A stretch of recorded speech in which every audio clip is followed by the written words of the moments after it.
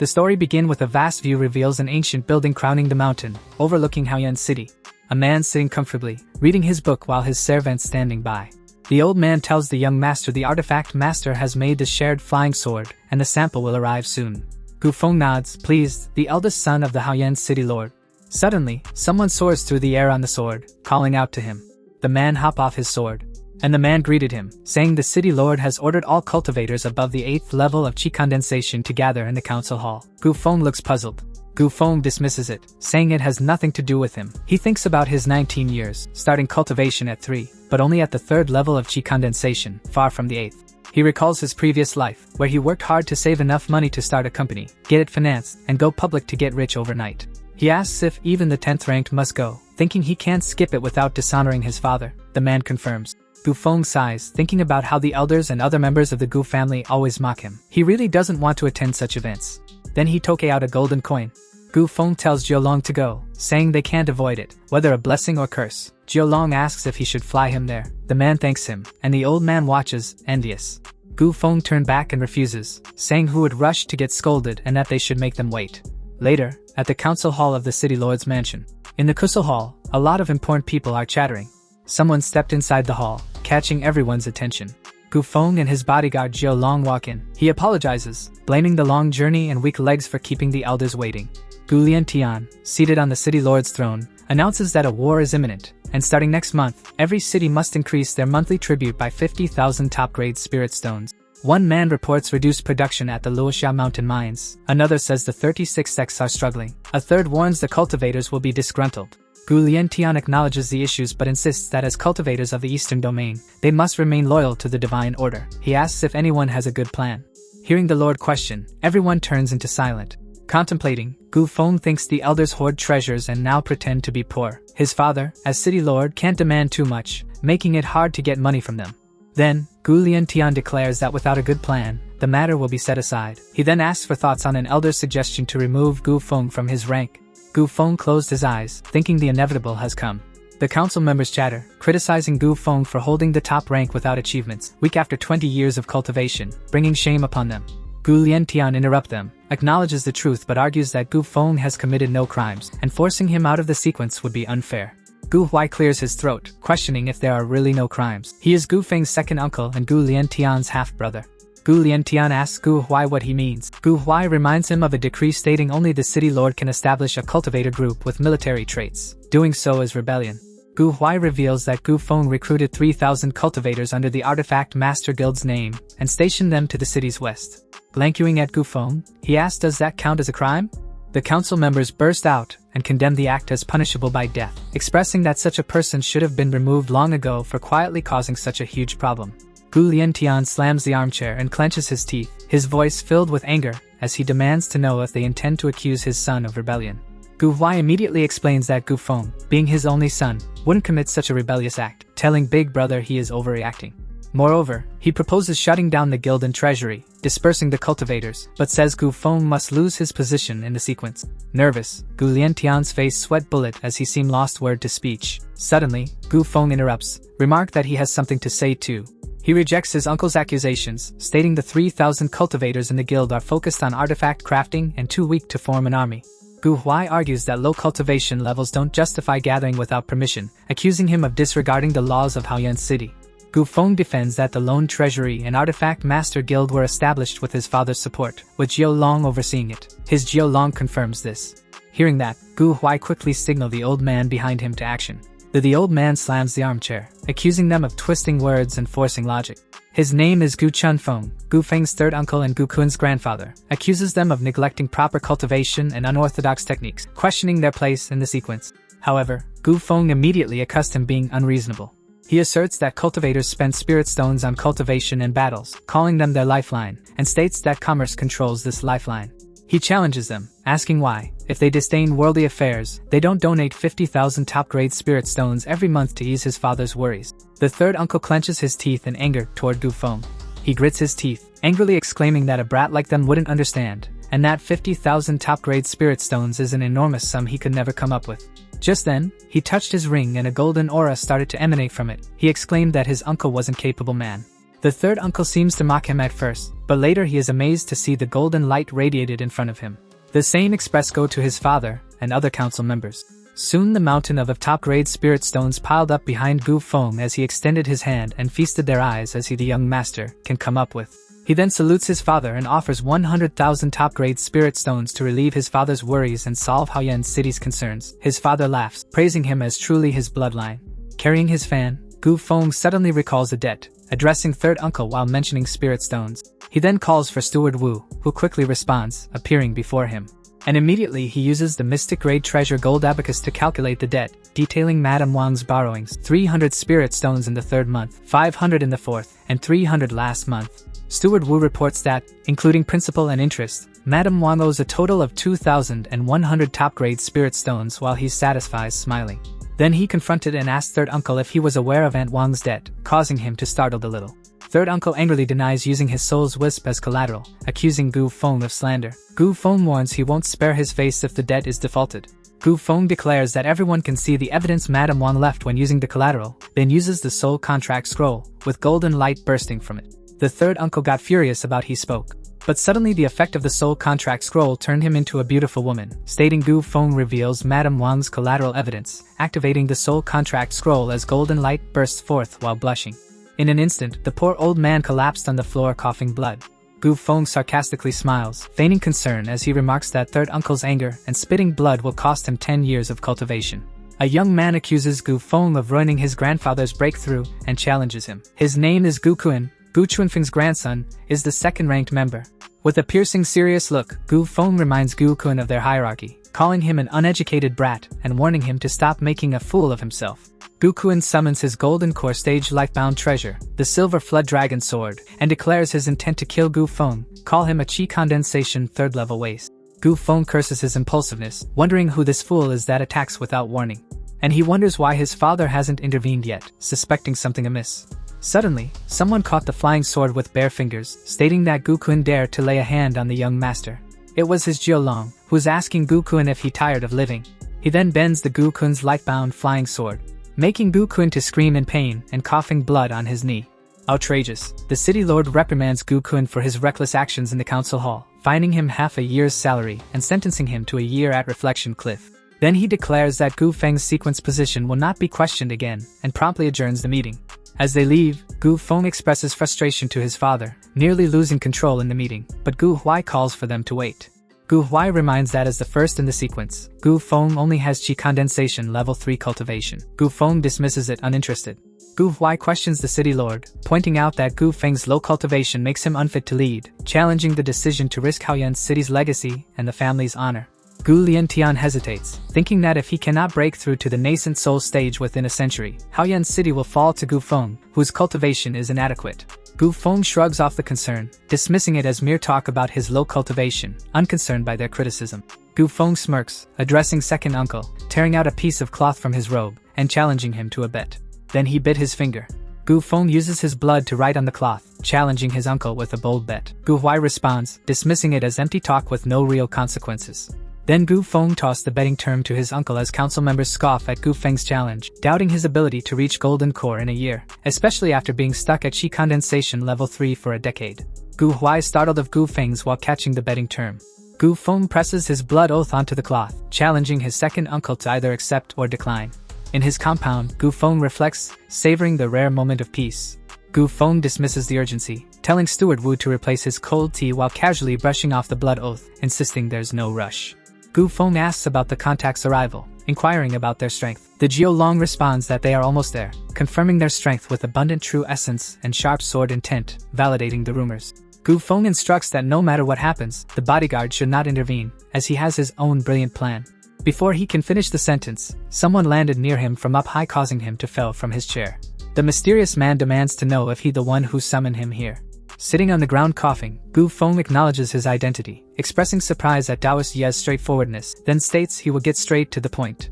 He then opened the scroll and briefly recounts Yi Tianchen's past from his rise at Songjian sect, discovery of an immortal tomb, to killing members of Fire Phoenix City after being ambushed. He summarizes Yi Tianchen's story after Muyongjingi massacred his sect. Yi defeated him with golden core cultivation, saved his sweetheart, and vanished. Under the effect of the soul contract scroll, he begins to transform into a beautiful girl.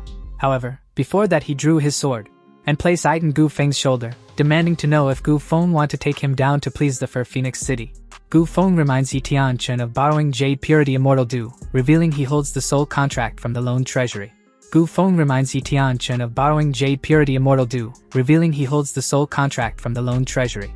Gu Feng mischievously smiles while using the scroll to project Yi Tianchen as a seductive girl form, revealing he's the Lone Treasury's owner, and Yi Tianchen warns Gu Feng not to him. Gu Feng, seeing Yi Tianchen's projection as a sexy girl, jokes that he would have lent her 50% more if he knew she was a female cultivator, mocking the poor photography skills. Suddenly a power surge burst out from Yi Tianchen and transformed him completely into a girl. Pouting, Yi Tianchen thrusts her sword toward Gu Feng, while telling him prepare to die. Luckily, he dodged it. He quickly asks his bodyguard, Jiu Long, for help as he fell on the ground. Meanwhile, Jiu Long stood still, reminding himself that Gu Feng had asked him not to intervene, thinking it's good for Gu Feng to suffer and learn the importance of cultivation. Suddenly they both startled as Gu Feng has a good view from the ground, pleading for mercy, offering to waive the interest in an attempt to resolve the situation. However, Yi Tianchen was panicked. She raised her sword, cursing Gu Feng's death due to her negative favorability left him thinking he was doomed and forcing him to use his trump card. At that moment, Gu Feng summons the strongest pay-to-win system, calling it the nightmare of freeloaders, the abyss of gamblers, and the ultimate evil of the future world. Suddenly, the time froze at the moment as a girl steps out of a portal, calling him master. The pay-to-win system, appearing as a cute girl, steps out and complains about not being summoned in a while. Gu Feng, annoyed, thinks he wouldn't want to see her if not for the emergency. His thought explains that as a transmigrator, having a system was standard, but he never expected it to be a super rip-off pay-to-win system.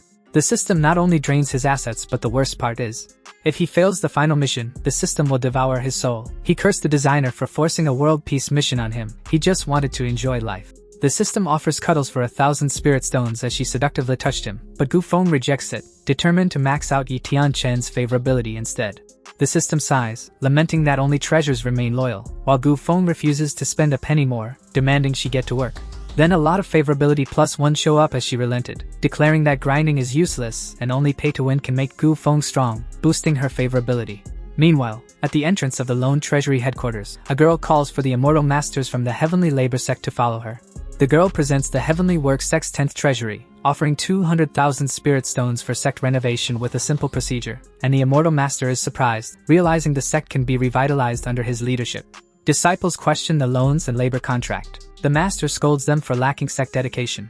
Upon entering the vault, they all was amazed to see nothing but a few rocks on the ground, leaving them speechless in disbelief. Just then, Yi Tianchen grabbed Gu Feng's hands, saying that she misunderstood him, and Gu Feng urged her not to mention between them.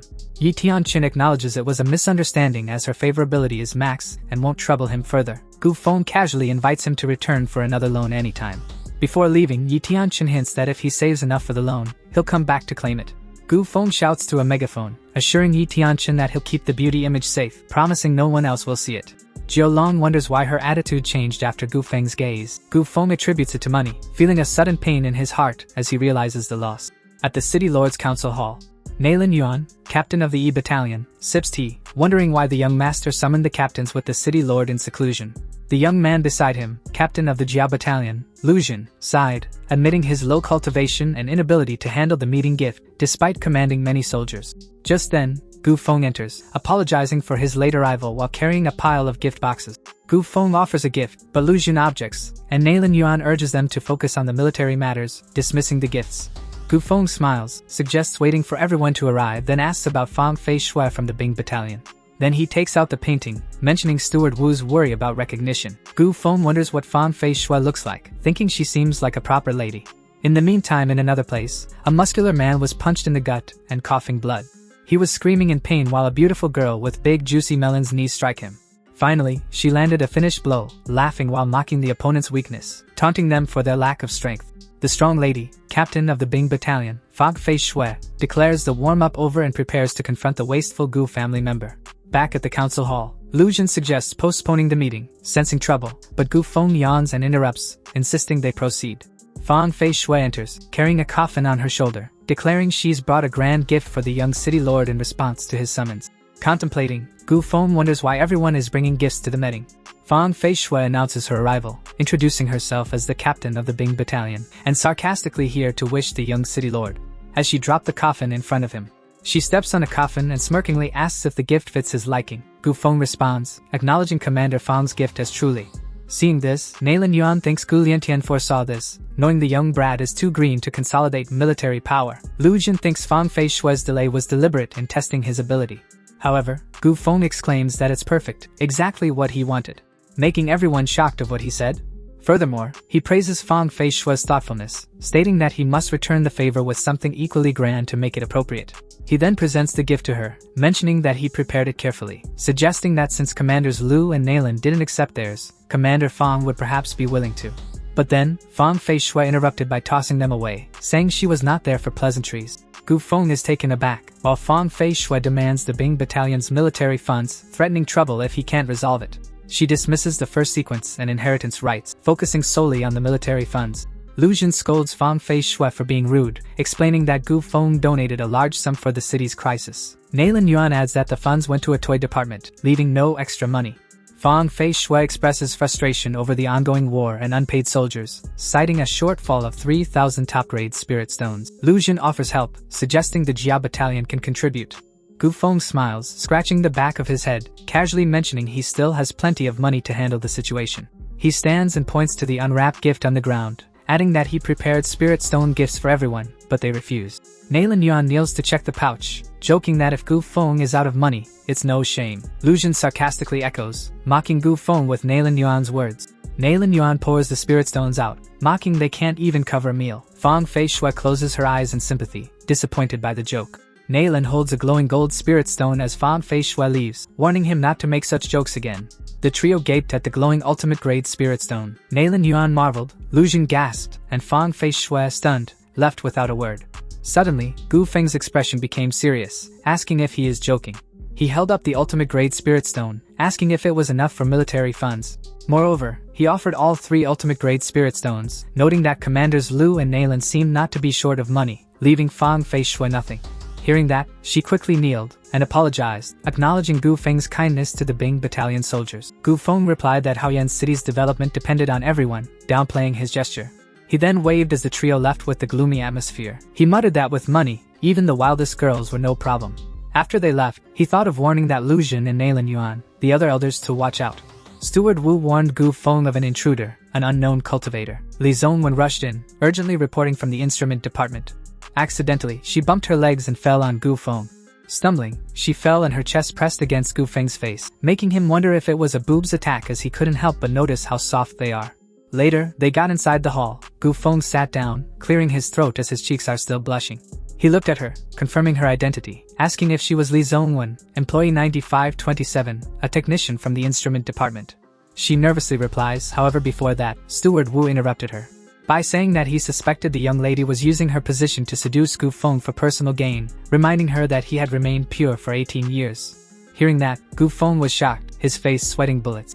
He quickly grapples Steward Wu down and covers his mouth, wondering if it was about the department's benefits, full insurance, 5-day weeks, and double holidays. She then took out a box and proudly mentioned she had invented the talking chicken the young master had asked about, making his eyes sparkle and wonder if it was a beautiful chicken. Zongwen unlocks the box and presents to him the spirit stone shaped like a chicken on her hand, explaining about a mobile phone using a low-grade spirit stone, combining techniques for long-distance sound transmission. He quickly checked the chicken and was amazed by the mobile phone, wondering if his luck was changing. Li Zongwen explains its potential to revolutionize life for ordinary people, from merchants to soldiers.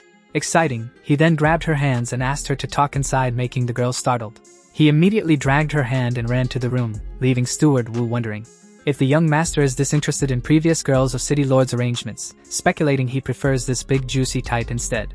Suddenly, Gu Feng interrupts Steward Wu's naughty thoughts, asking about the vacant position in the instrument department. Nervously, Steward Wu responds, eager to comply. Gu Feng points, commanding Steward Wu while holding Li Zongwen, instructing her appointment with a generous salary of 1,000 top-grade spirit stones. The noon came. Gu Feng was overwhelmed while urgently trying to stop her. Inside the room, Li Zongmi is sitting on him while giving him a massage. He tells her to relax, suggesting sitting too long without exercise causes discomfort. He's impressed by her skills, noting her expertise in both crafting and massage. She explains that understanding joint structures allows for control over both people and machinery. Without hesitation, she comments that someone like the young master is rare, unconsciously implying his uniqueness. Hearing that, he questioned why she said that while her face was blushing red like a tomato. Embarrassing, she then mentions she'll return to researching the computer if the young master has no further requests, leaving him with big question mark. Gu Feng smiles as he finds it surprising to discover such talent in this world and becomes curious about her past. He quickly snaps his fingers and commands the system that he wants to see Li Zhongwen's memories while his in-game currency keeps deducted. At that moment, the system appears to touch hair, calling him master. The system complains about being summoned only for women, feeling jealous, but he dismisses her, urging it to get to work. She leans close to his face, reminding him that he was the one who urged for haste. Without warning, she drops him into a portal, where a few people are plowing their land. Emerging from the portal, Gu Feng falls from a height to the ground, but he quickly uses his move to reduce the falling speed. Gu Feng thought, frustrated by the system, but his attention shifted as he noticed a lowly version of Li Zhongwen. The lowly Li Zhongwen exclaimed about immortals in the village to her parents, startling Gu Feng. Moreover, she happily smiled while shouting that their village way saved. Gu Feng wondered if her crafting talent stemmed from meeting a legendary elder or if she had gained a golden finger. At the village, he was spying on the immortal, and the villagers is discussing from behind a dead tree. One villager begged the immortal lord to save their village from the drought, while another pleaded for mercy. A third angrily dismissed them, warning not to disturb the immortal master's disciple selection. Hearing that, Gu Feng clicked his tongue, calling the third villager a bootlicker. Suddenly, the immortal noticed Li Zhongwen, making him think that her destiny with immortality. He quickly uses his power to make the girl fly to him.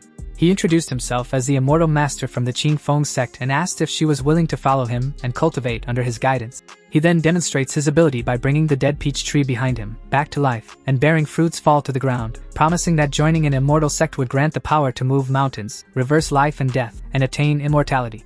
Li Zhongwen pleaded with the immortal to help plow their land, as their family's cow had died from overwork the previous year. Li Zhongwen pointed to her home, begging the immortal to either help or, at the very least, transform into a cow to help her struggling family. Li Zhongwen pleaded for rain to save her village. The immortal scoffed, finding her request laughable. The immortal dismissed her, using his power with Fuchin to hit her, calling her eyes useless for such short-sightedness, while she gasped in pain. He then flew away, leaving her cry out, clutching her eyes as she called for her parents. Seeing that, Gu Feng bit his lip, thinking this is how her story unfolded. Soon after, her family was exiled from the village by the chief, accused of disrespecting the immortal. Their shed was in the middle of nowhere. Li Zhongwen's crying, calling her mother. Her mother, with a weak voice, urged her brother to care for his sister. He nodded firmly, but she cried out desperately, pleading for her not to leave. Li Zhongwen's parents succumbed to overwork and a plague, leaving her orphaned. Years later, her only brother, her sole support, was fatally injured in the crossfire of an immortal conflict. Unable to see her brother was hit on the ground, she's crying out for her brother whereabout. Someone's riding a horse jumped on them, almost ran over them, shouted for them to get out of the way, while she pleaded for her brother not leave her alone. She dropped her wooden bird toy. Suddenly, a wooden golem showed up and knocked the horses and their rider away. A stranger picked up her wooden bird toy and murmured, lamenting, "Heaven and earth are unkind, treating all things as straw dogs. Sages are unkind, treating the people the same." He leans to ask her if she dropped something. As they buried her brother, she was taken in by an outer disciple of the Yuling sect. With the old man's help, she regained her sight and began her path of cultivation. Though her spiritual roots and cultivation talent were poor, she proved to be a genius in artifact crafting. In a sect that valued cultivation and power above all, Li Zhongwen and her master, who only crafted junk, were seen as less useful than Lotur spirit hounds. Her master, frustrated, scolded those around him, while others mocked them. "I'm not going to make it, cough cough. I heard there's a place called the instrument department. After I'm gone, go there." Later at the instrument department, a cultivator expressed gratitude, thanking the others for their support. The announcement was made, inviting all to join the newly opened instrument department, promising excellent treatment for all. Back to the present, the system is pouring a team for him, while she reflecting on how cultivation was said to defy the heavens and change one's fate. Gu Feng sighed, pondering how many never even touched the threshold of cultivation. The system remarked, offering a subtle comment. She cuddled to his back as she mentioned him, eager for him to save the world from its suffering. Hearing that, he slammed the teacup on the table. Saying that she was right, he believed a true man, born between heaven and earth, should accomplish great feats and change the world. He stands tall, declaring democracy, science, and freedom for all. The system wonders if the salted fish has finally turned over. Gu Feng's speech is interrupted as two men announce the opening of Jade Pavilion in the south, urging him to join before all seats are taken. Hearing that, he quickly jumped out through the window, telling the system let's go, leaving her behind in shock of his speed. Except his behavior, she sighed of men's nature. On the street, people are promoting the opening day of Western Dance Girl with special services off half-price drink. Running, Gu Feng catches one of the promotion leaflets and recalls the importance of Jade Pavilion's opening, regretting the thought of missing the foreign beauties there. As he's running on the street in a hurry, he bumps into a beautiful girl at the corner, which knocked them both away from each other with a bang sound. Slamming on the ground, he winces, wondering where this girl came from, her chest both large and firm, suspecting it might be some kind of black technology. He quickly sat up and asked if she was alright. The woman is Xiao Lingling, seated on the ground, is the biological mother of Gu Kun and second in line from the Xiao family. Known for despising big-chested girls and Gu Feng, she mutters in frustration. Gu Feng, flustered, stammered, attempting to excuse himself, calling her Aunt Xia and explaining it was all a misunderstanding. At that moment, he pauses and is unable to speak, feeling an ominous furiousness toward him. Suddenly, she dropped something. Gu Feng was shocked when he realized that were her bras dropped on the ground. Outrageous, Xiao Lingling, angered, accused him of causing her son Gu Kun to lose his succession rights and deliberately insulting her today. She stomped on the ground, making the bricks shattered. Then she pointed at him. She declared the family elder council's decree, accusing Gu Feng of rebellion and ordering his immediate arrest. Acknowledged her command. The soldiers quickly corner him as he yelled, warning Xiao Lingling not to overstep, calling her actions a personal vendetta and criticizing the misuse of her power after the family council. Without hesitation, she uses Mystical Palace Spiritual Law Lord Sprite to attack him, remarking that she hasn't received any notice of the arrest warrant is being revoked. Gu Feng quickly dodged her attack and cursed his luck, regretting not bringing Jiao Long along.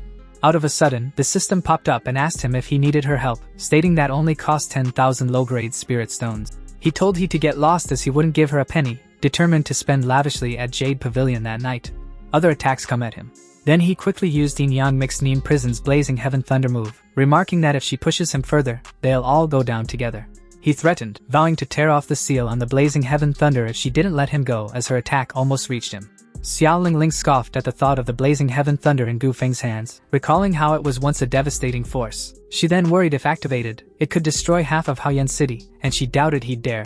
Then she used Mystical Nether Spirit Law Serpent Dance, dismissing his threat, knowing the destruction the Blazing Heaven Thunder could cause and doubting he'd risk using it.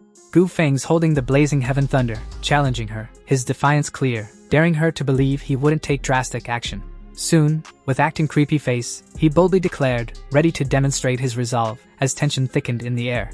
Finally, he laughed and threw the Blazing Heaven Thunder at her. Trembling, she was shocked to witness his action.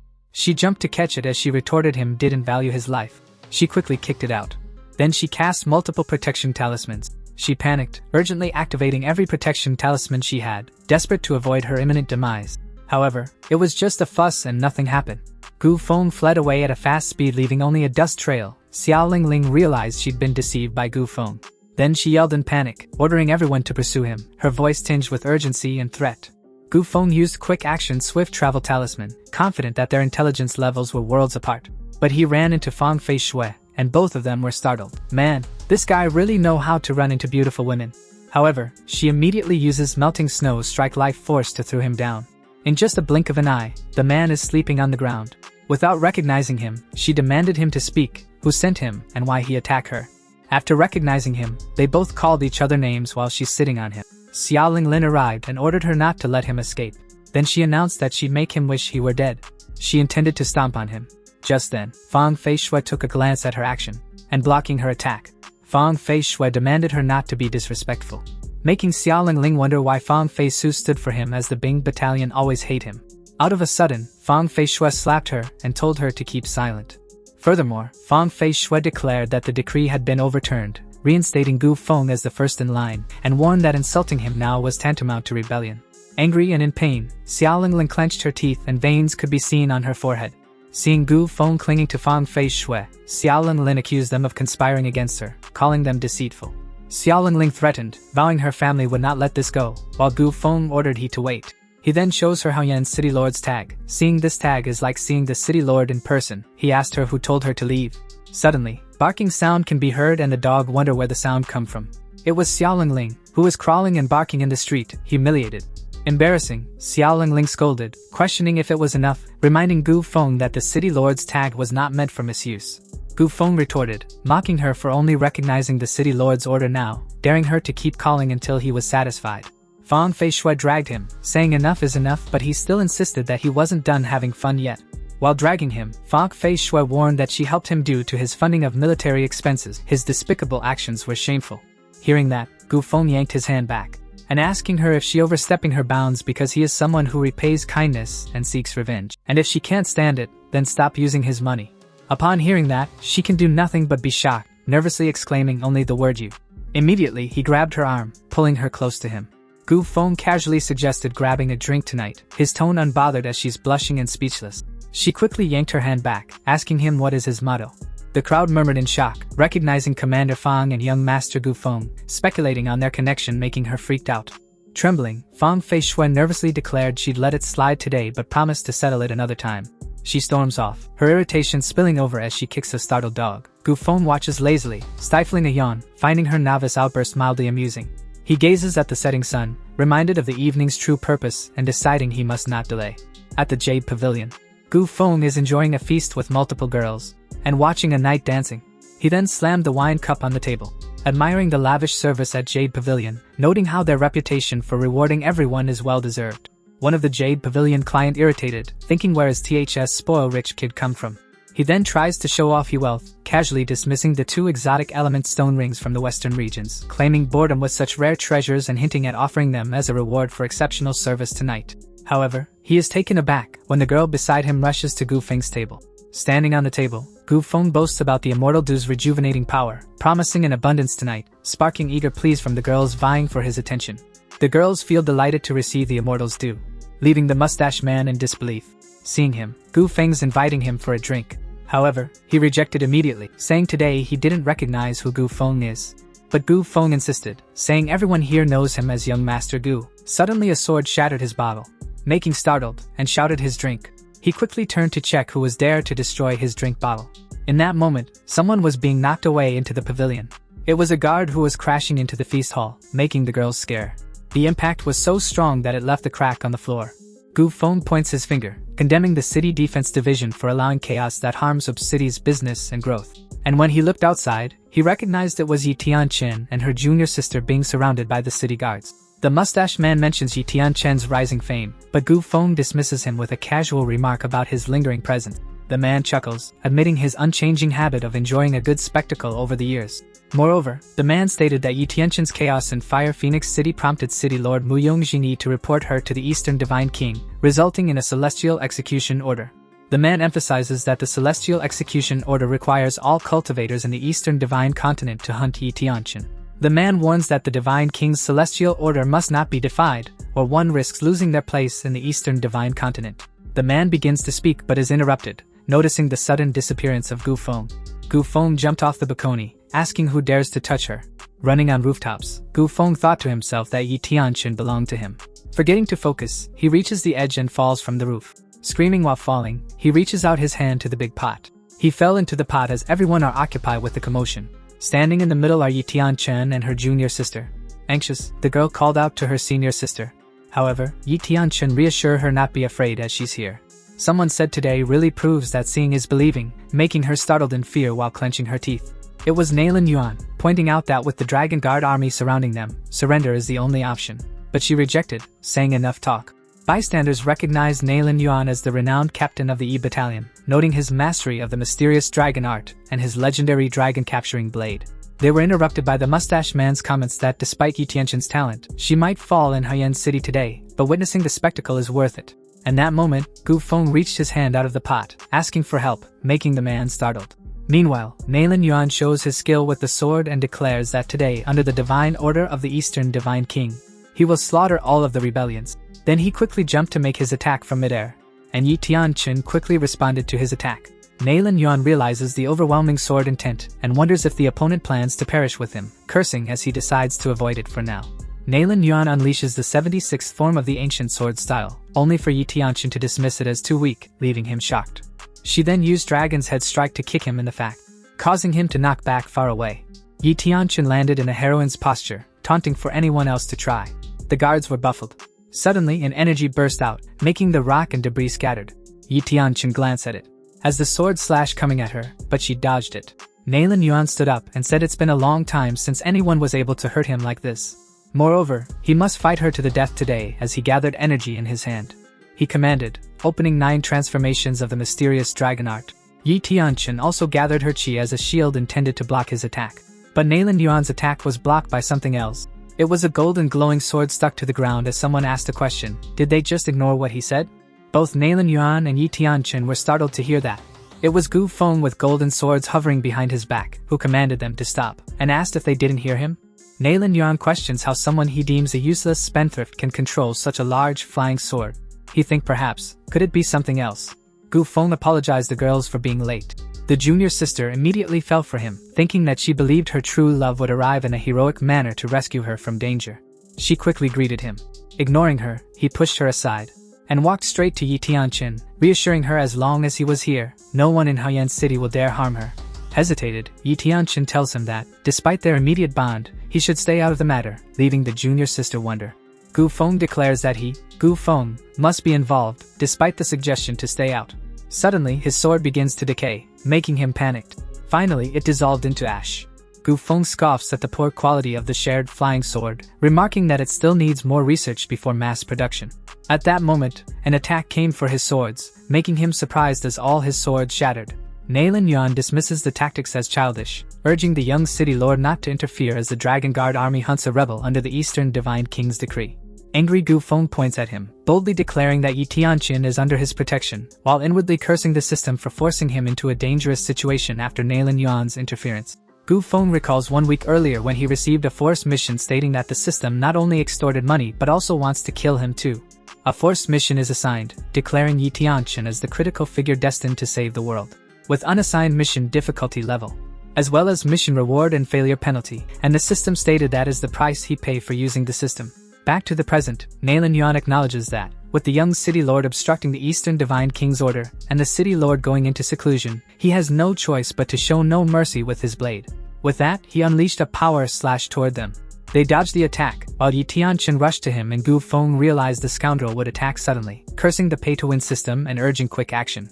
At that moment, Jiao Long arrived and commanded Nailan Yuan to stop while using his chi to intercepted his attack. Nailan Yuan quickly asked who he is, but Jiao Long dismisses the importance of his identity. Nailan Yuan asserts that in Haoyan City, no one dares to harm those he protects, and that the Eastern Divine King's orders are beyond the reach of a small city like Haoyan. Gu Feng commands Jiao Long to beat Nailan Yuan, turning him into a pig head. Jiao Long firmly declares that he only protects Gu Feng and won't get involved in anything else. Gu Feng laments the pay-to-win system, his troublesome companion, and his over-the-top subordinate, wishing for someone reliable. The junior sister suggests they sneak away, and Yi Tianchen agrees. Yi Tianchen expresses deep gratitude, hinting at future repayment, but Gu Feng cuts her off, urging her to leave quickly if she truly wants to thank him. Yi Tianchen quickly carries her junior sister and leaves while the junior sister introduces herself as Yi Lu Su, leaving the rest to fate, while Gu Feng is left confused. Gu Feng finds the name Yi Lu Su, meaning chlorophyll, strange and wonders how to explain his defiance of the Divine King's order to his father, feeling a headache coming on. Suddenly, Yi Tianchen coughed out the blood. In midair, Yi Lu Su asked if she was okay, and they both fell to the ground. Gu Feng considers using the pay-to-win method again if nothing else works. Gu Feng approached the girls while Yi Tianchen is standing in pain. Someone stepped in, laughing, claiming it took no effort at all. It were Gu Kun, his mother, and Gu Huai, demands Yi Tianchen surrender immediately. Xiao Lingling pointed at Gu Feng, calling him a spendthrift and telling him to step aside quickly. Gu Feng retorts, asking what will happen if he doesn't want to step aside. Gu Huai acknowledges Gu Feng holds the city lord token but warns him not to meddle today. Xiao Lingling warns that protecting Yi Tianchen, under the Divine King's kill order, leads to a dead end, but Gu Huai cuts her off, commanding her to shut up, making her trembling and speechless. Gu Feng pleads for compromise, but Gu Huai insists even his father wouldn't defy the Divine King's order. Gu Feng sighs, realizing his foolishness given the situation. Gu Feng reflects, holding the city lord token, only to let his father's efforts go to waste. Instead, Gu Huai questions, surprised, asking if Gu Feng really intends to hand him the city lord token. Gu Feng scoffs, declaring for Gu Huai to dream on, before throwing the Thunder Fire Bomb Special Edition. They all caught in the fire smoke bomb, coughing so hard. Gu Feng quickly carried Yi Tianchen on his back and dragged Yi Lu Su behind while Oman's Jiolong to block the attack for them. At that moment, Gu Huai released his powerful enormous chi. Gu Huai insists on respecting the Divine King's decree, stating that anyone obstructing the execution of Yi Tianchen, regardless of status, will be deemed an accomplice. Gu Huai orders Nailan Yuan to heed the command. Nailan Yuan acknowledges with a gongshou, ready to follow the command. Gu Huai unleashes his power chi toward Gu Feng and the girls, declaring there will be no mercy today. Meanwhile, Jiao Long stands composed, sighing quietly. He jumps in between to block them from attack Gu Feng and the girls. Jiu Long stands tall, confronting Gu Huai, and executes his move, Wind-Catching Shadows, True Form Transformation, Manifest Shadow-like Snake's Chi. Xiao Ling stares in shock as Jiu Long uses the Divine Manifestation technique, stunned by his unexpected power. Gu Huai demands, his frustration evident, questioning why Jiu Long is getting involved in the conflict. Jiu Long scratches his head, unbothered by Gu Huai's words, and makes it clear he'll only care about protecting him. Gu Huai then gather his chi then release it, to manifest again of himself in the chi form. Gu Huai is about to strike on the shadow snakes. His hand reached to strike. A huge blast of energy can be seen in the sky as their attack collided. The shadow snakes tried to wrap around Gu Huai's energy blast while Xiao Ling's watching from the ground. She then pointed and ordered, urging others to act. Xiao Ling insists that Gu Feng's crime of protecting the rebel is unforgivable and urges others not to let Nalin Yuan take all the credit. Trembling in anger, Xiao Ling mutters, her voice filled with frustration, warning them not to cross her path. Gu Feng sighs, realizing the situation is getting out of hand. He finally stopped running. Gu Feng acknowledges the grim reality, realizing escape is no longer an option.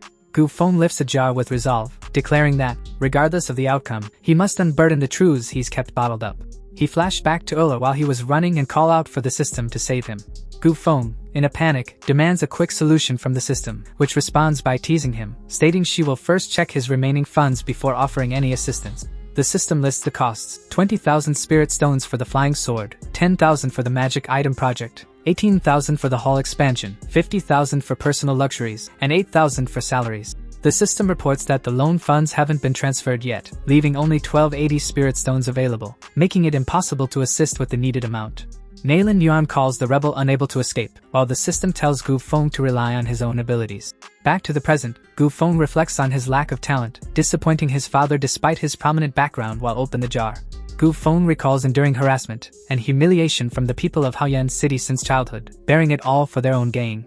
Xiao Ling reacts in disbelief, while Nalin Yuan dismisses Gu Feng, stating he's already a dead man and still holds the first sequence status. He holds the jar up high and challenges the Divine King's decree, questioning the absolute rule to kill all rebels without mercy. He then poured the substance in the jar to his mouth. Gu Feng spits on that, dismissing the decree as nonsense. Gu Feng rages, condemning the rules as mere excuses for those in power. He condemns the elite, questioning their disregard for the suffering of the masses and the struggles of ordinary people and cultivators. He pointed his finger at them, challenging the hierarchy, asserting that cultivators were once ordinary too and that no inherent nobility separates them from the masses. Yi Tianchen seethes, disgusted by the hypocritical display of compassion, calling it the most hateful thing. Nalin Yuan asserts that the heavenly Tao is unfair, with all beings suffering in this world, each having their own burdens to bear. Xiao Ling scoffs, finding it ridiculous that, as the son of the city lord, he would spout such nonsense. Xiao Ling unleashes the netherworld spirit technique, Abyss Fall, declaring that Gu Feng is truly at death's door. However, it was cut to pieces along with her face. Yi Tianchen agrees with Gu Feng, urging someone to take care of his junior sister and get her out of harm's way. Yi Tianchen walked forward, with resolve, expresses no regrets even in death for having known brother Gu in this life. Yi Tianchen unleashes the 8 trigram sword formation with fierce determination. She thrusts forward with incredible speed. To kick Xiao Ling face with such force caused Xiao Ling to cough out blood. Then she a powerful chi energy to attack Nalin Yuan. But he blocked it, and their sword clashing, causing the spark of energy burst. During clashing, Yi Tianchen acknowledges the opponent's talent, impressed by their ability to suppress his 3rd stage nascent soul with only a 9th stage golden core. Nalin Yuan quickly spins this sword and activates the 9-turn mysterious dragon technique, unleashing a powerful swinging blade attack. Nalin Yuan wonders where the useless Xiao Ling has gone. Out of a sudden, Xiao Ling thrusts her sword toward Gu Feng, demanding destruction. Xiao Ling rages, claiming her son will be the first sequence. Gu Feng dismisses it, mocking his son's lack of talent. Angry of what he said, she about to shed him. Out of nowhere, a golden abacus hit her from behind, causing her to cough out blood again. It was Steward Wu, who arrived and calling out to the young master. Steward Wu unleashes his technique, the art of the King of Talismans, 1,000 strikes to the heart, to strike Xiao Ling. Xiao Ling, standing still in wonder, it is really an attack technique. Steward Wu demonstrates his move, asking how it fares, while Gu Feng urges him to stop showing off and leave quickly. Steward Wu insists on finishing off the opponent first, invoking his technique, the art of the King of Talismans, settle the accounts. However, Xiao Ling caught the golden abacus, insulting Steward Wu, calling him an old, useless golden core 5th stage cultivator. Then she break the abacus, warning that if not for stabilizing her son's cultivation and dealing with the backlash from the nether runes, killing him would be effortless. Xiaolong Ling declares that she no longer cares about the nascent soul stage cultivation and orders the unsealing of the nether mark with her mystic nether spirit art. To stab the old Steward Wu deep in the chest. Steward Wu reacts in disbelief, questioning how the strength of the Xiaolong Ling could be so weak despite previous reports. Trembling in pain, Steward Wu apologized to the young master, admitting his failure to hold the ground and expressing disappointment in himself. The old man's life is ended as he fell to the ground. Seeing that, Gu Feng, tear burst out of his eyes, scream his name out loud. He quickly rushed to old Wu, trembling, speaking in disbelief at old Wu's lifeless body, his heart heavy with grief, mourning the loss of the man who had been by his side all his life. Crying, the man asks himself how he is supposed to save old Wu like this. He recalls when he was young and crying, the old man Wu was comforting him. When he was bullied by other kids and an old man Wu stood for him. When he was carried by him on his shoulders in the carnival. When he was training his cultivation, the old man Wu encouraged him. Seeing all the flashback, Gu Feng, shaken, struggles to comprehend the chaos around him, wondering how his supposed story of strength and triumph turned into an unexpected tragedy. Looking from above, Jiolong noticed the situation is bad for old Wu. However, he was blocked by Gu Huai, occupy him from helping them. Seizing the opportunity while Gu Feng's grieving, she charged at him with her sword, telling him to go to hell with old Wu. Seeing that, Gu Feng, trembling with rage, defiantly challenges them, swearing vengeance even if it means becoming a vengeful spirit. She doesn't care about what he said, only thrust her sword forward. As her sword was almost reached him, something happened and time is stopped. Someone reading a poem, the divine drake rises from the depths, bearing the map, while the colorful phoenix ascends, carrying the sacred book into the jade-green clouds and stars. By the Wind Empress's command, it turns into text. The colorful phoenix carries the book to the jade-green clouds and stars. An entity in an energy form of woman emerged to protect Gu Feng. The entity seems to know Gu Feng and addresses him as Guer. Suddenly, she turned to Xiaolong Ling, making Gu Feng surprised. She then pointed her finger up, gathering some kind of qi, and pointed to Xiaolong Ling's forehead, causing her to wide open as soon as the finger touched. The touch of the finger makes Xiaolong Ling feel like her head shattered. Moreover, her body begins to disintegrate. Meanwhile, Gu Huai is fighting against Jiolong, noticing the presence of the entity. Gu Huai recognizes the remnant soul of a powerful cultivator at the transformation stage before their death, urging Ling Ling to run quickly.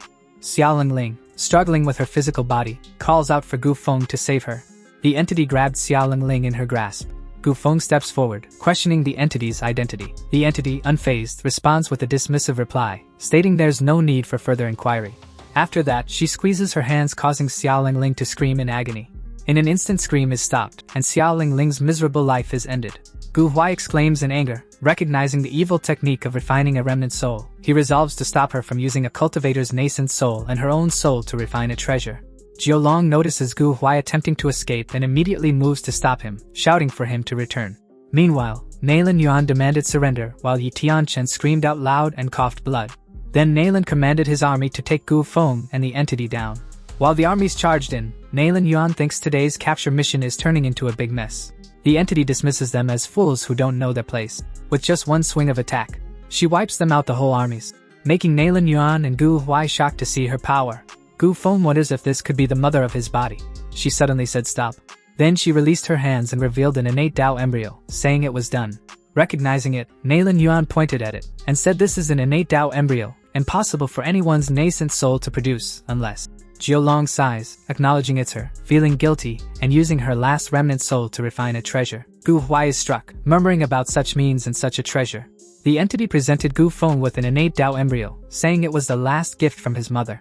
The entity touched his cheek, expressing a heartfelt wish for Gu Feng, hoping he lives a peaceful life, free from worry or sorrow. Then she placed an innate Dao embryo into his body, and she turned old man Wu on the ground, saying that today he was indeed fortunate. Gu Feng was speechless with mixing emotions of heartwarming and love of a mother. He reached his hand out, calling her mother. However, her energy form begins to disappear. After she's gone, he was shocked to see what remained from her. Is a golden scroll that seems so important. Suddenly the old Wu woke up, weakly questions why he lies in Gu Feng's arms, remarking on its warmth and comfort with a faint smile. Embarrassing, Gu Feng shakes him lightly, teasing about his slip, trying to mask his growing concern. In that moment, more people come to the scene. More armies captains has arrived. Gu Huai declares with a sinister grin, vowing to claim everything Gu Feng possesses. Gu Huai slowly landed on the ground. Gu Huai boasts that with all Haiyan City's forces gathered, Gu Feng's tricks won't save him from capture. Gu Huai urges surrender, demanding explanations and Yi Tianchen's handover, hinting at a chance for Gu Feng to remain in Haiyan City. Suddenly, Jiolong noticed something. While Gu Feng challenges Gu Huai, daring him to repeat his words in front of his father. Yi Tianchen walked to him, declaring his resolve, ready to face the fight and take full responsibility for his actions. Gu Huai asserts that even if Gu Liantian emerges from seclusion, he won't be able to shield Gu Feng anymore. At that moment, the golden light bar emerged from the sky filled with talisman symbol. Seeing that, Gu Huai realized what it is. Gu Huai pointed his fingers to the sky, asserting that even if Gu Liantian emerged from seclusion, he wouldn't be able to shield Gu Feng anymore. A golden chariot appeared from the light. Gu Huai bows deeply, announcing himself as Gu Huai of the Gu family, leading Haoyan City's cultivators to welcome the Divine King's envoy. Gu Huai and the armies bowed to the ground, announcing their greeting to the Divine King's envoy.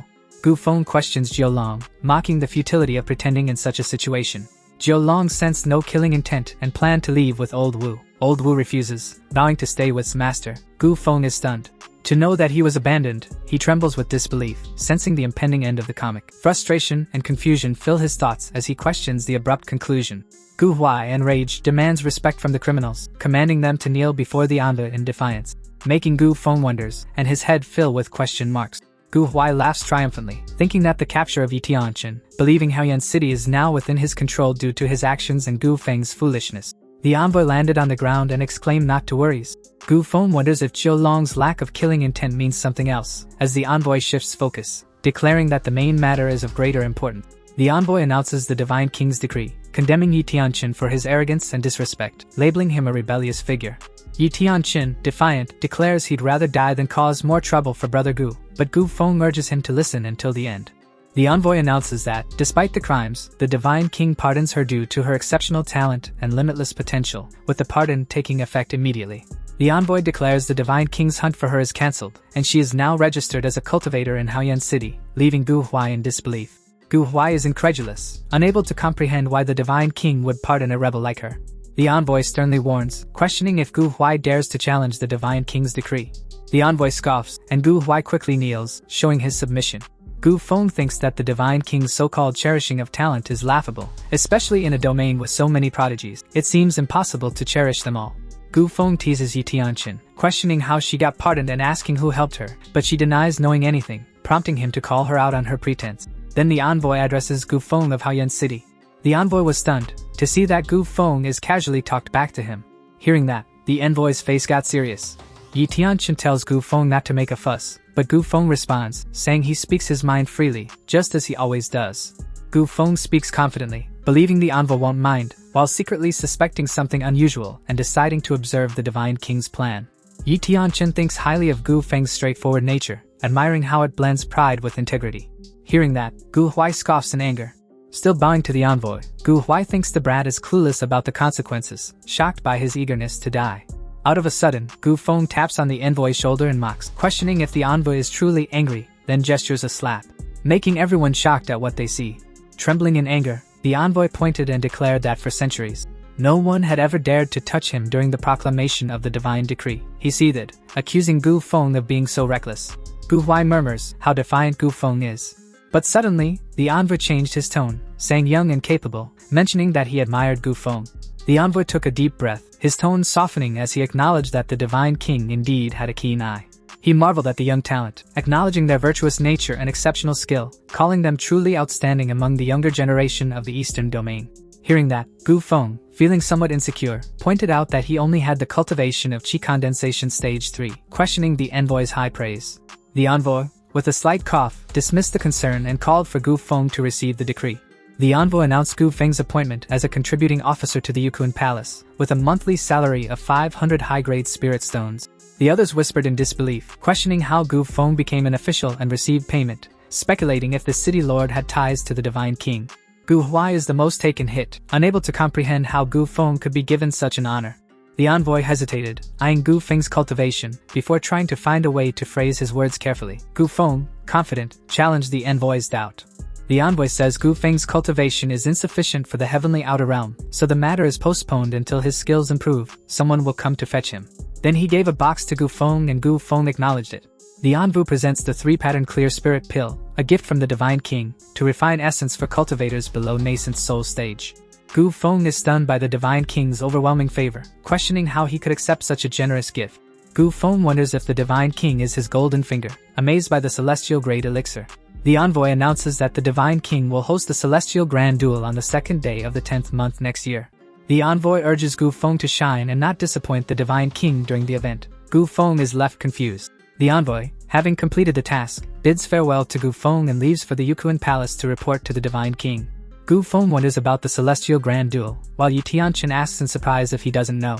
Yi Tianchen explains the Celestial Grand Duel is a century-old event for young cultivators, with top 3 winners receiving valuable rewards. Yi Tianchen warns that the Celestial Grand Duel is highly competitive with only 2 slots per city, and the next duel, marking a centennial cycle, is imminent. Smirking, Gu Feng thinks the truth is starting to show. Gu Feng smirks, dismissing any attempts to stop him from gaining benefits. He challenges, questioning whose tale they're referring to. Gu Feng calls out, stopping the immortal envoy, eager for more clarity. He demands more treasures, eyes gleaming with greed. The envoy, now seated opposite Gu Feng, listens intently as he requests permission to speak further. Gu Feng confidently claims their friendship, emphasizing mutual admiration for talent and virtue. He remarks on their discreet bond, highlighting the Divine King's generosity in gifts, yet hints at an unspoken concern. He questions the single pill reward, suggesting boldly that perhaps a subordinate might have dared to embezzle part of the Divine King's generosity. Gu Feng remarks that he doesn't mind but implies it undermines the envoy's authority, casting a shadow of disloyalty and injustice. The envoy retorts that if the Divine King didn't value him, he'd already be dead, dismissing the notion with a sharp rebuke. Gu Feng chuckles, implying it's a joke to think the Divine King would offer him just 1 pill. The envoy acknowledges his audacity, calling him bold, courageous, and shameless. The envoy reveals the Bright Moon Shuttle, a celestial-grade flying sword. Gu Feng's mouth opened wide as he excited to see such a treasure. He quickly checks the Bright Moon Shuttle in his hand. The envoy gives Gu Feng the Bright Moon Shuttle, urging him to remember the kindness if he survives the tournament. Gu Feng suggests that a nascent soul-level spirit beast would make an even better gift. The envoy agrees, exclaiming if he wants it, he can take it. With that, the envoy finally leave without the spirit beasts. Gu Feng asks Yi Tianchen about her thoughts on the spirit beast. Gu Feng announces that the Divine King has pardoned Yi Tianchen, revoked the execution order, and generously rewarded him, signaling that everyone can leave. Naylan Yuan clarifies that earlier, he was simply following orders. He expresses his willingness to follow the sequence and die 1,000 times over from now on. Gu Feng instructs to take care of the injured soldiers and meet him with the other 2 captains at midnight tomorrow. Seeing Gu Huai, Gu Feng calls out, telling the old man to stop pretending to be dead. Gu Huai admits defeat, coughing as he tells Gu Feng to do as he pleases. However, he took out betting term, asking if the bet is still honored. Gu Feng replies, mocking the old man but affirming he honors the bet. Gu Feng declares his integrity, vowing to keep his promise, and hints at proving who's right a year from now. Gu Feng grabs Yi Tianchen's hand, startling her. He insists they should go. Yi Tianchen hops on the spirit beast behind Gu Feng, shouting that she's never ridden before. Meanwhile, Yi Lu Su is still sitting on the ground, calling her sister to wait for her. Later at the Jade Pavilion, they are having a cheer while holding their bowl of immortal dew up high. They are having a good time, eating, drinking, and laughing. Suddenly, Yi Lu Su steps on the table and bottom up her bottle. After that she took off her robe. Leaving only her underwear that remain, she swing her robe, declaring firmly that no one is allowed to leave today. See her behavior, Yi Tianchen knocked her down with a chop. Yi Tianchen thinks it's embarrassing, now understanding why Master forbids drinking. Gu Feng thinks it's good for Yi and her sister to relieve the pressure after so much running, suggesting they find a quieter place to talk. She blushingly accepted it, while Steward Wu carried Yi Lu Su to rest. At the rooftop of Jade Pavilion, the night is serene while they both were sitting under the moonlight. Gu Feng hold up his bowl and read a bizarre poem. If she is wet then she is ready for bed. Yi Tianchen admires the poem, surprised by Gu Feng's talent. Gu Feng downplays it, mentioning that even someone like him can manage a bit of poetry. Yi Tianchen responds, praising his modesty. Yi Tianchen lowers his head, lost in thought, reflecting on the loss of his home. Gu Feng tries to lift the mood, reminding her that survival is the most important thing. Passing the bowl to her, he suggests the idea of staying in Haoyan City, asking if it's something she's thought about. Received the bowl, Yi Tianchen thanks Gu Feng for his kindness but expresses that she has her own path to follow. Looking at it, she reflects on the vastness of the world, mentioning that the Eastern Divine Continent is just a small part of it. Hold up her bowl, she decides that to grow stronger and seek vengeance, he must leave and explore beyond. Closing her eyes, she drank it all. She explains that to the south lies the southern barbarian desert, filled with demonic cultivators, while to the west is the Buddhist land of Ganon, where chants of compassion fill the air. She adds that beyond lies the legendary boundless sea, teeming with hidden treasures. Nervous and embarrassing, she asks if Gu Feng wants to explore those places with her. Hearing that, Gu Feng hesitated to answer, thinking if she is confessing. He apologizes, stating he has his own path to follow. She acknowledged with resolve, understanding that everyone carried their own mission to fulfill. She thanks him for his care, expressing deep gratitude for the past days. She presents a sword formation manual he found in an ancient immortal tomb deep in the Chilean mountains, 300 miles from Huifeng City, advising Gu Feng to study it well for future gains. Gu Feng thanks Yi Tianchen for his kindness. Yi Tianchen, acknowledging his limitations with the sword formation, asks that Gu Feng not forget him if he ever returns with the broken sword. Yi Tianchen assures Gu Feng that she won't forget him and hopes he won't forget her either. She leans to kiss his cheek, making him surprised. Then she show him her soft expression, blushing face. Embarrassing, climbed down from the rooftop, leaving him behind. At that moment, the system remarks, noting the dull-headed goose has caught the attention of a wild woman. She cuddles him, noting that men can't be left alone for a day without slipping away. He quickly yanks his arm back, scowling at the system, telling her to get lost for causing trouble. The system asked if he seemed like using someone and then discarding them, wondering if she had been too accommodating, that leading him to misunderstand their relationship. They both silent, the tension rose as they look into each other's eyes. Gu Feng relented with a hint of sarcasm, admitting the system's authority and offering an apology. Looking at the sky, he vowed silently, determined that one day he would seize control of everything himself. At morning, the sun came up. Gu Feng and the girls are speaking their farewell in front of the compound. Gu Feng remarked, acknowledging that no feast lasts forever. He picked up some dirt and put it in a pouch, acknowledging the distance between them and the uncertainty of their next meeting. He gave her the pouch, ensuring she'd always feel at home. Gu Feng reminded her that Haoyan City was now half her hometown, thanks to the Divine King's registration. Hearing what he said, they were surprised and speechless. He quoted, advising her to cherish a bit of her homeland over wealth from elsewhere, urging her to return home whenever possible. Yi Tianchen affirmed confidently. Yi Lu Su, puzzled, wondered why she hadn't received one. Gu Feng waved as Yi Tianchen, on her flying sword, waved back. Yi Lu Su complained about not receiving a gift, prompting Yi Tianchen to wait. Gu Feng smiled, hoping to see them again one day. Steward Wu inquired about the young master's plans for the day. Gu Feng stated he'd be heading back to level up. Old Wu, skeptical, questioned if it was yet another of his new tricks. The night came, at the Jade Pavilion. As Gu Feng meditated, he thought about how cultivation was about gathering spiritual energy into the sea, converging all rivers into one. He explained that condensing spiritual energy into the golden core marks the breakthrough from chi condensation to the golden core realm. He sighed, doubting he'd ever form a golden core with his poor talent and the little spiritual energy he had. He mused about the overpowered sheet from his mother, unsure of its true capabilities despite how amazing it sounded. Holding the 3-stripe pure spirit pill, Gu Feng decided he'd have to rely on pills after all. He then swallowed the pill in one go. As golden spiritual energy filled his body, Gu Feng marveled at the pill, realizing it contained years of cultivation in one. However, it looks like the tiny bitty little girl inside of him is the one who absorbed the spiritual energy as she woke up after the energy rushed inside her. After absorbing the energy, the tiny bitty little girl's eyes sparkling, making Gu Feng wonder what was happening.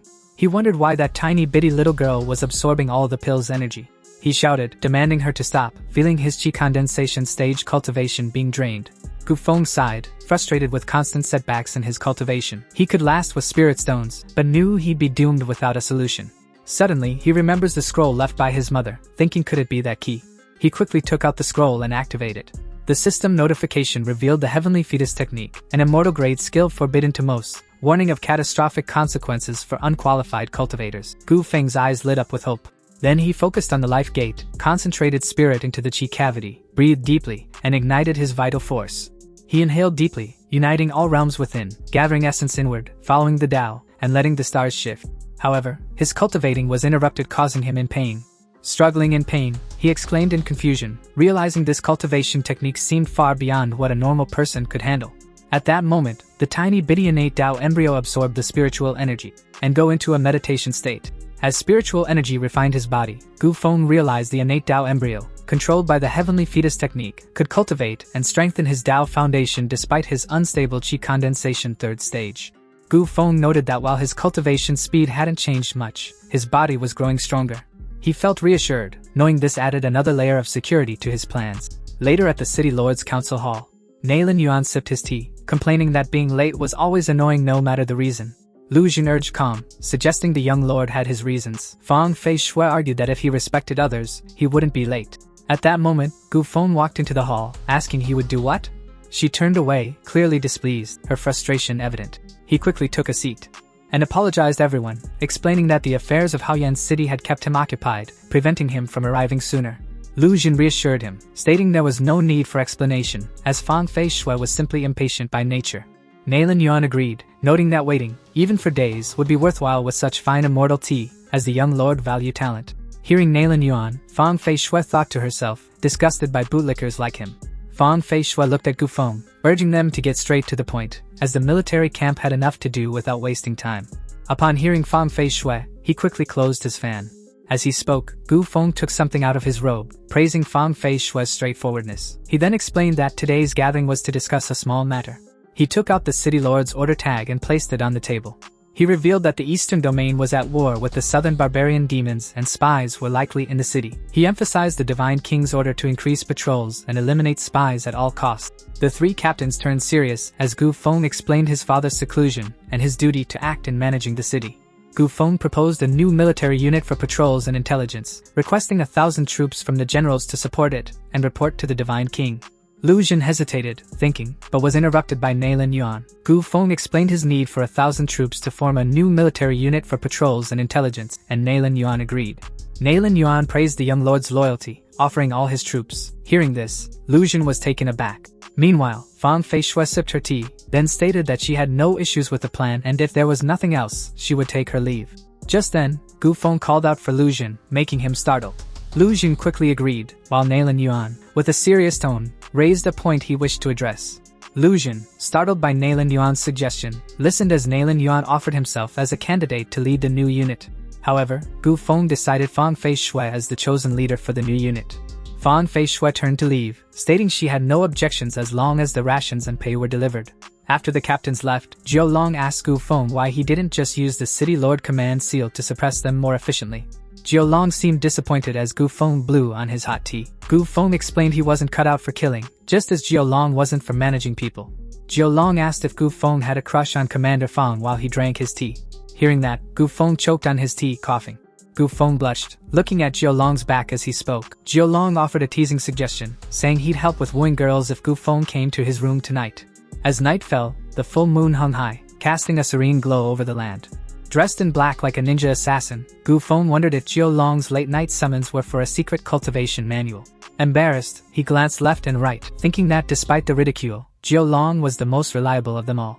He spotted a book on the table, wondering if Jiao Long was too shy to teach him something in private. Upon checking the book, he realized it was an R-rated romance novel and couldn't help but laugh menacingly. Blushing perversely, he muttered to himself, deciding that he probably had a natural talent for this kind of cultivation and would learn it on his own. The title of the book read, "The Rich Lady Fell in Love with Me." His eyes widened in shock as he stared at the title, speechless. He closed the book with a sigh, thinking he shouldn't have expected much. He turned deep in thought, realizing it had been a while since he seriously focused on making money.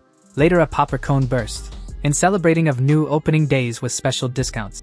The shopkeeper, Ouyang Jing, stands before the Wenxiang Pavilion, with Chen'er Wang, the attendant, beside her. He asks if she recalls their previous conversation.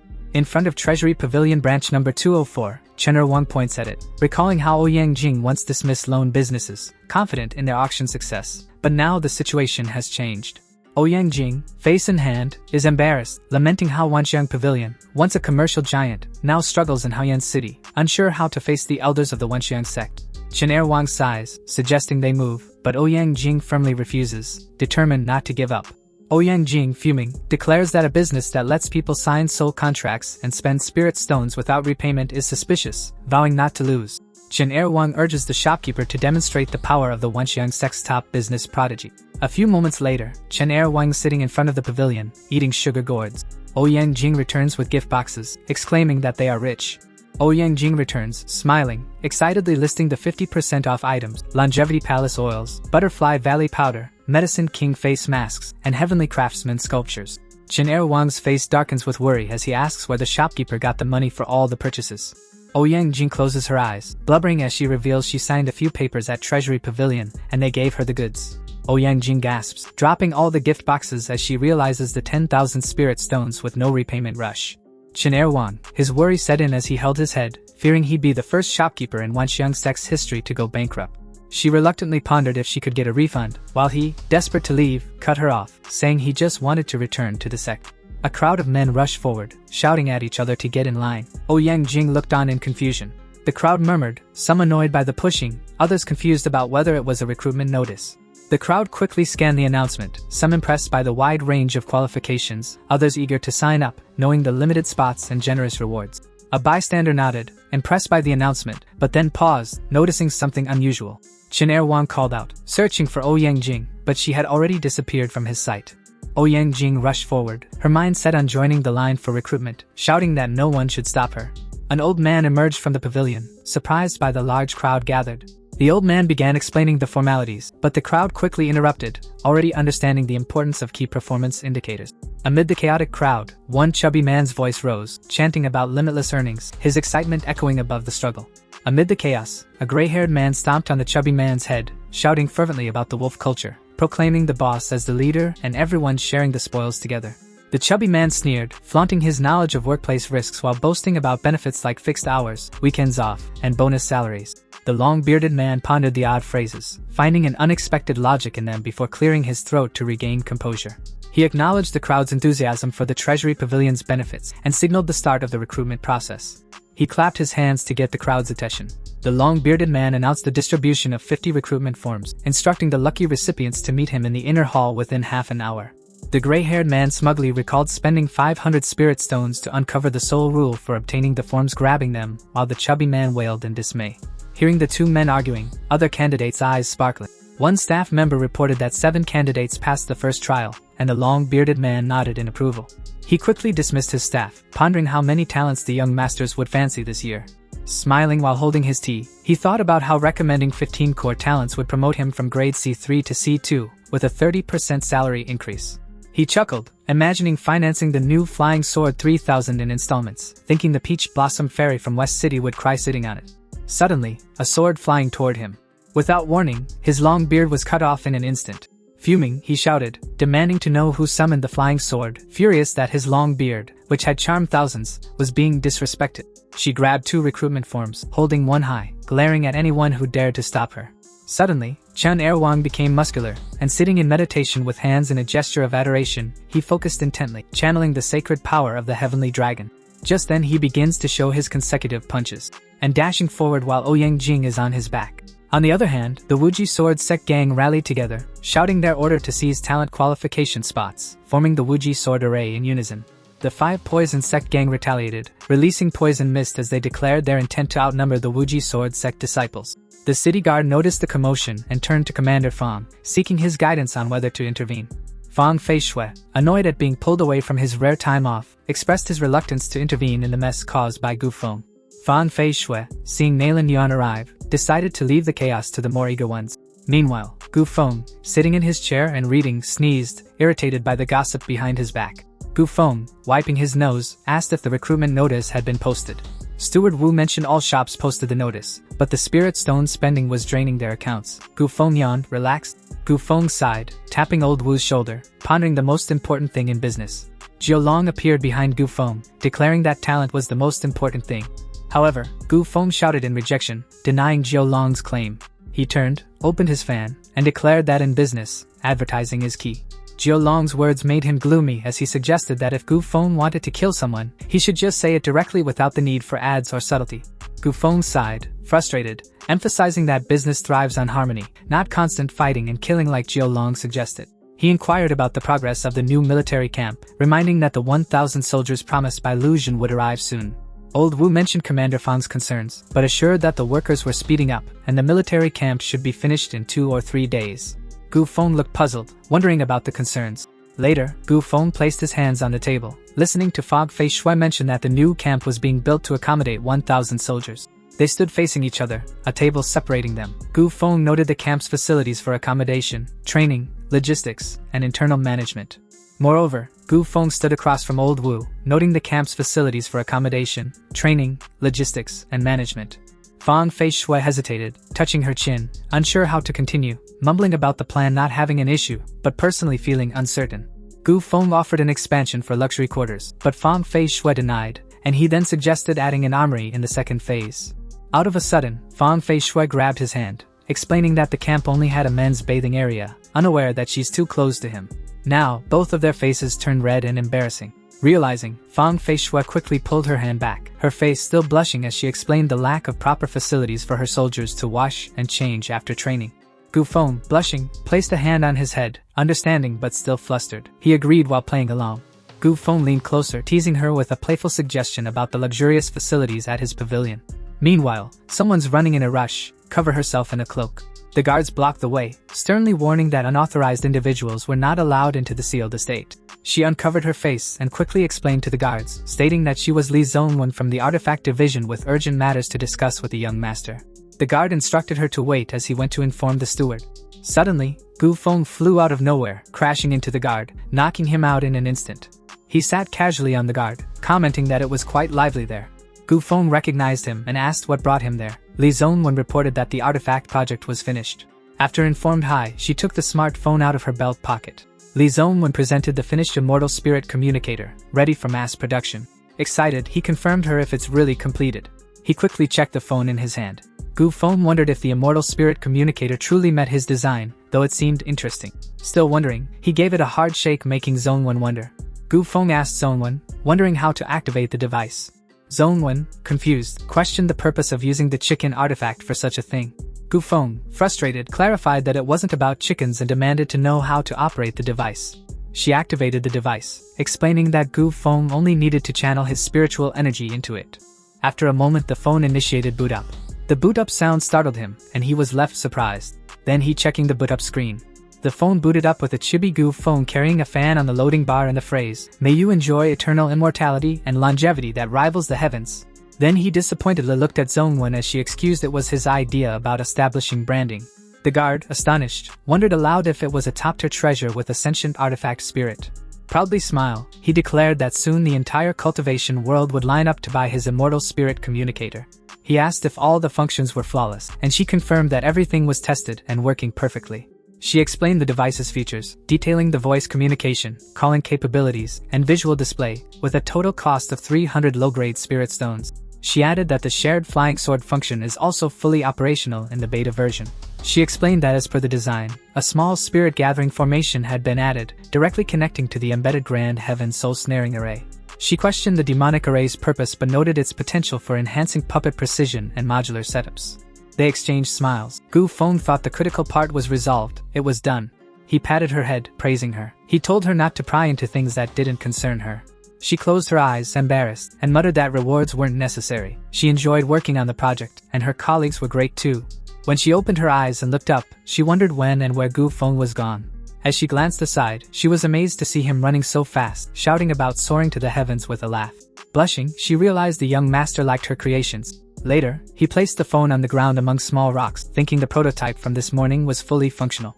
Sitting on the ground, he stared at the phone, thinking it was time for the first full-scale test. After a while, he shouted out loud for Jiolong's help. Annoyed, Jiolong appeared, telling him to stop shouting. He focused intently, channeling his spiritual energy, marking the critical step. Energy radiated from his hands as he focused, his mind on his life's soul imprint. He stared at his hand, energy bursting, thinking it would link him to the Grand Heaven Soul Snaring Array. Today, TLL run a test and when the spirit energy network is fully established. As he channeled the energy into the phone, he thought about how the communicator would respond once someone used their spiritual energy to operate it. Using both hands, he focused on siphoning off a small amount of spiritual power from anyone using the communicator. Now the energy is erupted from the phone. However, his spiritual energy started to dissipate. The tiny innate Tao embryo absorbed the energy, and he thought that while the amount taken each time would be minuscule. He grinned, thinking that as long as the user base was large enough, it wouldn't be a problem at all. He looked at the phone screen, thinking that the first step was to make sure every cultivator in Haiyan City had one. Immediately, he was mad, staring at his photo as the default wallpaper, realizing there was a serious issue he needed to deal with. Later in the evening, the shadow loomed as if Gu Feng was punishing Zhongwen, who pleaded, terrified, promising never to repeat it. Modifying the device, Zhongwen quickly promised to replace the image that night, assuring Gu Feng he'd follow his request. While Gu Feng playfully swatted her head with a rare silk scarf, warning her not to act up again. He then folded the rare silk scarf, and handed her a rare silk scarf from the southern borders, offering it as a gift. Then Gu Feng reminded her to rest and not stay up too late. Zhongwen holds the scarf, treasuring it, questioning if it's really a gift. Zhongwen, holding the scarf to her cheek, wondered how anyone knew it was her birthday, feeling happy. As Gu Feng left, the system showed up and remarked on how he had spent so many spirit stones just to make a little girl smile. He claimed that with the immortal spirit communicators and new apps, he wouldn't need to cultivate anymore. Gu Feng scoffed, planning to harvest resources and reach the Golden Core realm in a year. Later at the military camp, Gu Feng is surveying the situation while Nalin Yuan and Fang Fei Shui stand behind them. Looking around the camp, he chuckled. Fang Fei Shui frowned at Gu Feng, while Nalin Yuan admired the name's elegance. Gu Feng dismissed them. Gu Feng, holding his chin, asked if the uniforms were prepared as requested. Nalin Yuan bowed, acknowledging his command and confirming that the finest textile academy had completed the uniforms as ordered. While Fang Fei Shui was irritated, clicking her tongue. Seeing the soldier presented the uniform, Gu Feng examined the uniform, noting that it matched the design perfectly. Nalin Yuan bowed and excused himself, leaving Gu Feng and Fang Fei Shui to inspect the base. After Nalin Yuan left with the soldier, he quickly leans closer to tease her, making her blushing, wondering what he is up to. Smiling, he casually mentioned, checking if the uniforms matched the military attire. Gu Feng smiled, handing her the uniform box, while Fang Fei Shui blushed, her face down in embarrassment. As Gu Feng's leaving, Fang Fei Shui wondered what black silk stockings wrote on the box mean. In the military training camp, Gu Feng walked up to the stage. Seeing the soldiers from the stage, Gu Feng thought to himself, observing the soldiers, noting their fierceness but also their shabby appearance. Meanwhile, Fang Fei Shui is sneaking behind the wall, hesitating to show herself. Gu Feng called for her, signaling Commander Fang to step forward for the review. Hiding behind the wall, her face flushed with sweat, she hesitated, opting to decline the review. He insisted, stressing the importance of the commander setting an example for the new uniforms. She protested, feeling embarrassed about wearing the clothing in public. Finally, she walked out to show herself with black silk stockings while she's trembling in embarrassment. Trembling in embarrassment, she called out his name. Holding her hands, she muttered, if it weren't for the soldiers. Suddenly, she was puzzled of what Gu Feng about to say. Gu Feng signaled for the parade to commence, his voice steady and commanding. After hearing the command, the soldiers shouted rise with full energy. The soldiers stood in unison, their voices resonating as they declared their loyalty to the young city lord and saluted General Fang. Gu Feng observed the soldiers, impressed by their mastery of the Gu family's Qinglong technique, with many at Qi Condensation's peak and some in the Golden Core stage. Clenching his teeth, he declared to the soldiers that they were no longer merely subordinates of Haoyan City's Qinglong army. He asserted that from that day forward, their honor, lives, and everything else would be tied to him. He declares that their fates are intertwined and commands him to wear the robes laid out before them. As the soldiers locked their eyes on Commander Fang, she looked at them while holding her hands. Gu Feng proclaims that wearing the robes marks their entry into his new army, binding them as brothers in life and death. Gu Feng assures them that as his brothers, they will never face hunger or lack proper clothing. Closing his eyes with a smile, he clapped and declared that as brothers, they would share not just life and death but also fortune. At that moment, Steward Wu arrived, bringing many horses wagon with him. Gu Feng asserts that he is a man of fairness, vowing that anyone who works hard for him will never be mistreated. Noticing some soldiers' doubts, he acknowledges their loyalty to their old units and commanders. Holding spirit stones, he declares that forced loyalty is meaningless and invites those who wish to follow him to step forward and take the stones. Fang Fei Shui watches as he speaks, urging them to take as much as they can, promising they would share in both glory and hardship. Noticing him glance at her, she quickly turns away as he urges them to take as much as they can, promising they would share in both glory and hardship. He turns to look at the soldiers, telling them that the choice is theirs to make. As he is about to leave, Fang Fei Shui tells him that she hopes she hasn't misjudged him. He expresses his desire to create a world where everyone is born equal, making her surprised to hear the word born equal. She recalls her old memories while she was patrolled the town, seeing the rich toss the wasted food for children, and the difference between riches and the poors. Back to the present, Gu Feng threw the tally at her, telling her the new army shall be called Ji Wei. She caught the tally and see the word Jin on it. She slightly smiled and exclaimed very well. He pointed at the tally, stating her room was prepared and the pavilion doors closed at high hour daily. She bowed and acknowledged, declaring that as commander-in-chief of the Jinui, she respectfully followed the young master's orders. He added furthermore, stating that no women under his roof were allowed to return late, making sure they understood. Fang Fei Shui stammers, nervously confirming she understood. At the pavilion, open audition selection event.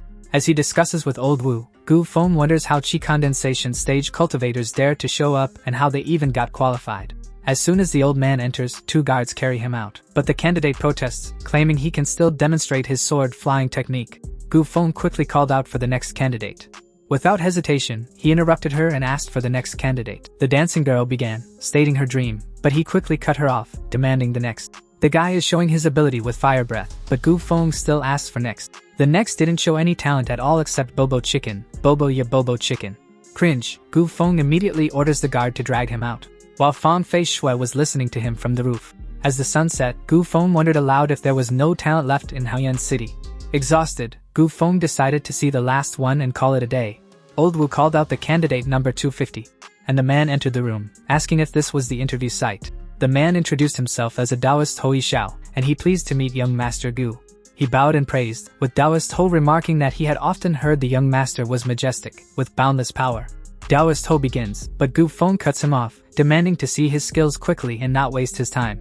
Taoist Ho proudly lists his knowledge in astronomy, geography, the 5 elements, 8 trigrams, and countless strange arts, offering to demonstrate whatever the young master desires. Touching his chin, Gu Feng remarks that Taoist Ho is quite impressive. Outraged, he throws the book at Taoist Ho, while Old Wu warns the swindler to leave before the young master gets angry.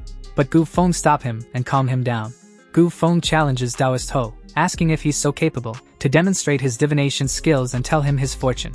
Taoist Ho asks if the young master wishes to know about his future prospects or his romantic fate. Gu Feng gives him the choice, warning that if he's wrong, he shouldn't blame him for getting angry. Taoist Ho reassures him, claiming that as the son of the city lord, his future is bright and limitless, and then takes the liberty of predicting his romantic fate. Then he took out large turtle shell and shaked it. He stomps the shell to the ground as he announces he will ask the heavens using the 8 methods. Seeing that, Jiao Long exclaimed interesting. The man shouted out loud the word begin. He tossed the turtle shell to the ceiling, making it shattered in an instant. As the pieces of turtle shell fell to the ground, he starts reading the young master fortune. He commanded him to speak with fear. Taoist Ho predicts a bright future, but great misfortune ahead. Gu Feng threatens to throw him in the dungeon if he can't explain. He takes out his fuchin and releases spiritual energy into the shattered shell as Taoist Ho urges him not to rush and to look at this.